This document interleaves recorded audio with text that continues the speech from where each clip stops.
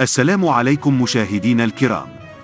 تمكنت عناصر المصلحة الإقليمية للشرطة القضائية بمدينة الجديدة صباح الجمعة من توقيف 5 أشخاص، 3 من بينهم يشكلون موضوع مجموعة من مذكرات البحث على الصعيد الوطني، وذلك للاشتباه في تورطهم في حيازة وترويج المخدرات بمختلف أنواعها وتقطير مسكر ماء الحياة وحيازة سلاح ناري بدون ترخيص.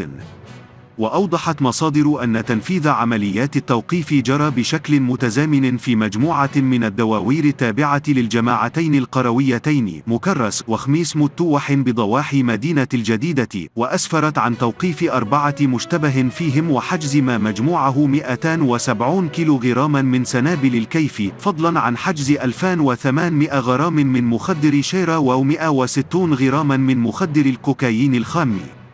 وأضافت المصادر ذاتها أن إجراءات التفتيش المنجزة في إطار هذه القضية مكنت من حجز بندقية صيد ومجموعة من الخراطيش الخاصة بها وسيارتين وعدة لوحات ترقيم وطنية وأجنبية يجري حاليا التحقق من وضعيتها القانونية ومصدرها، بالإضافة إلى حجز مجموعة من الهواتف النقالة والأسلحة البيضاء والمبالغ المالية التي يشتبه في كونها من عائدات ترويج المخدرات والمشروبات الكحولية.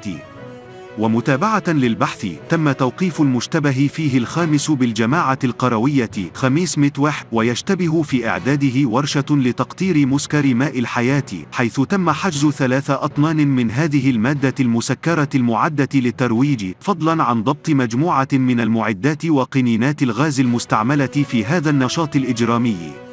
يشار إلى أنه تم الاحتفاظ بالمشتبه فيهم تحت تدبير الحراسة النظرية على خلفية البحث القضائي المنجز تحت إشراف النيابة العامة المختصة، وذلك للكشف عن جميع الظروف والملابسات المحيطة بهذه القضية وتحديد كافة الأفعال الإجرامية المنسوبة للمعنيين بالأمر.